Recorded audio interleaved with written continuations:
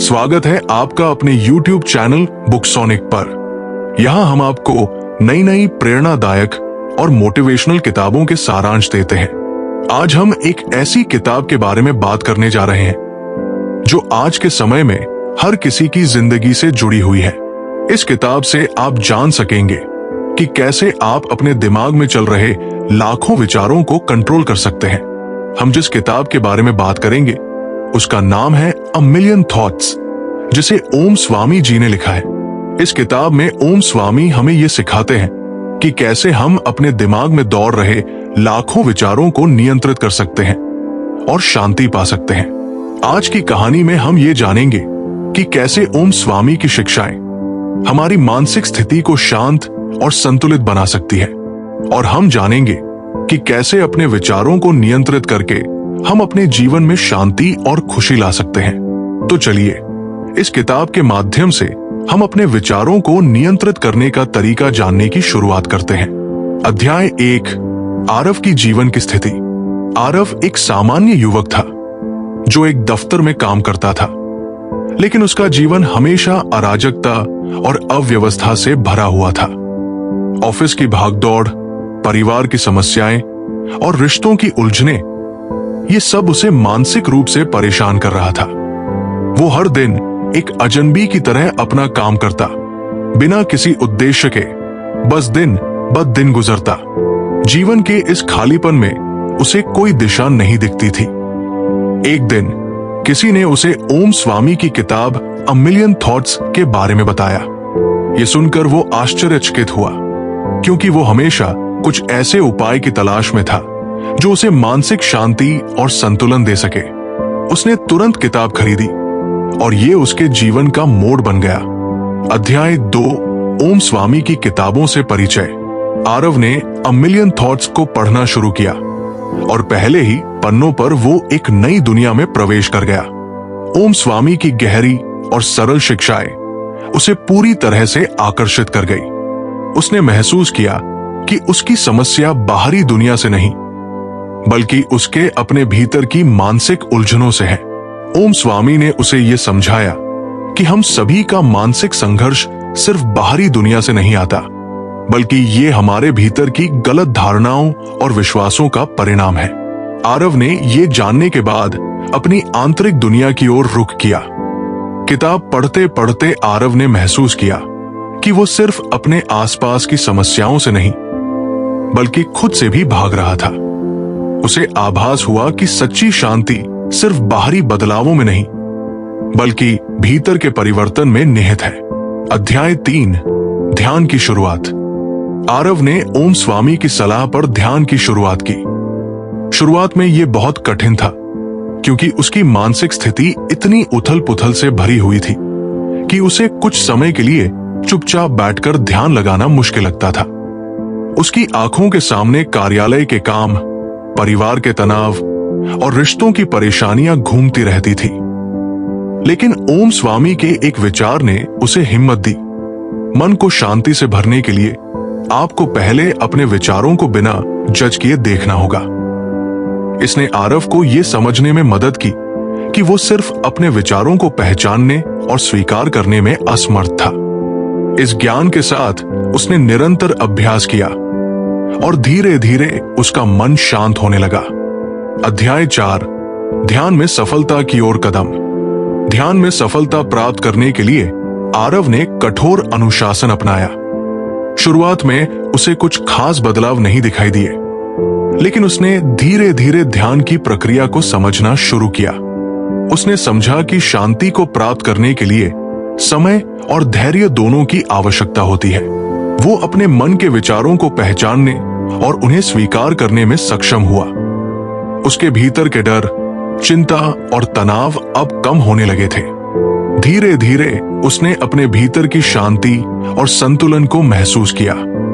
ये उस क्षण की शुरुआत थी जब उसने आत्म साक्षात्कार और ध्यान के महत्व को गहरे से समझा। अध्याय 5, पिता की आवाज का सामना। आरव का जीवन कई तरह के मानसिक संघर्षों से भरा हुआ था, जिनमें एक बड़ा संघर्ष उसके पिता के साथ था। उसका पिता हमेशा उससे उच्च उम्मीदें रखता था और उसकी असफलताओं को आलोचना का कारण बनता था। ये आरव के आत्मविश्वास को कमजोर करता था। लेकिन अब ध्यान के माध्यम से वो अपने भीतर इस आवाज का सामना करने में सक्षम हो चुका था। एक दिन उसने महसूस किया कि उसके पिता की आवाज उसकी अपनी आत्मशंका का हिस्सा थी। ये समझने के बाद वो बिना किसी डर या दबाव के अपने आप को स्वीकार करने लगा। वो जानता था कि असली संघर्ष बाहरी दुनिया से नहीं, बल्कि उसकी अपनी आंतरिक दुनिया से था। यही एहसास आरव के लिए एक बड़ा मोड़ साबित हुआ। अध्याय 6, आध्यात्मिक यात्रा की गहराई। आरव ने अब ध्यान को अपनी दिनचर्या का हिस्सा बना लिया था और उसकी आध्यात्मिक यात्रा गहरी होती जा रही थी। एक दिन ध्यान करते हुए उसे ये एहसास हुआ कि वो अब अपने पुराने डर और असुरक्षाओं से मुक्त हो चुका था। वो अब अपने अस्तित्व को एक अलग दृष्टिकोण से देख रहा था। ध्यान की प्रक्रिया ने उसे ये सिखाया कि हर व्यक्ति के भीतर एक दिव्य शक्ति और शांति मौजूद है, जो उसे किसी भी कठिनाई का सामना करने की ताकत देती है। अब आरव अपने जीवन के हर पहलू को शांति और संतुलन के साथ देखता था। उसकी यात्रा में एक महत्वपूर्ण बदलाव आया था, क्योंकि वो अब बाहरी परिस्थितियों से ज्यादा अपनी आंतरिक स्थिति पर ध्यान केंद्रित करता था। अध्याय 7, संघर्ष और सफलता की शांति। आरव की जीवन यात्रा अब पूरी तरह बदल चुकी थी।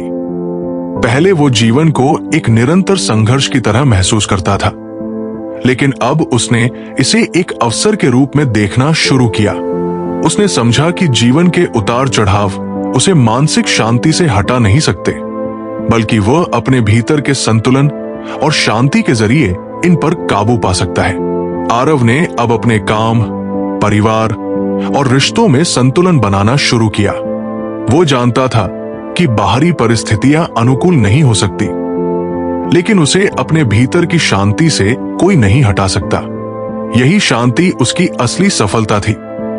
अध्याय 8, आध्यात्मिक परिवर्तन का एहसास। आरव का जीवन अब एक नए मोड़ पर था।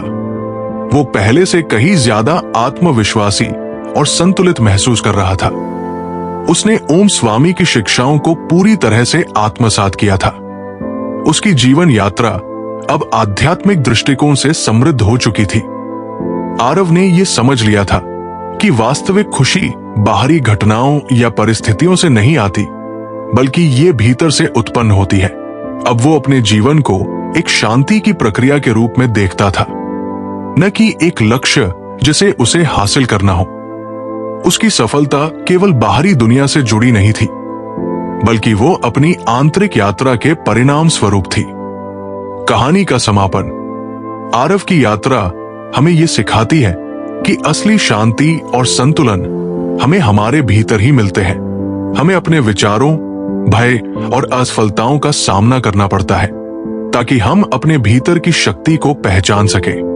ओम स्वामी की शिक्षाएं उसकी यात्रा का मार्गदर्शन बनी और उसने ध्यान और आत्मनिरीक्षण के माध्यम से अपनी आंतरिक शांति को खोज लिया। शांति किसी गंतव्य की तरह नहीं है, बल्कि ये एक निरंतर यात्रा है, जिसमें हमें अपने भीतर की गहराइयों में उतरकर अपने डर और संघर्षों का सामना करना होता है। आरव की कहानी ये बताती है कि यदि हम अपने भीतर शांति की खोज करें, तो हमें कोई भी संघर्ष कभी भी हरा नहीं सकता। अगर आपको हमारी ये ऑडियो बुक समरी पसंद आई हो, तो इसे लाइक जरूर करें और चैनल को सब्सक्राइब करके बेल आइकन दबाना न भूलें, ताकि हमारी आने वाली हर प्रेरणादायक वीडियो आप तक सबसे पहले पहुंचे।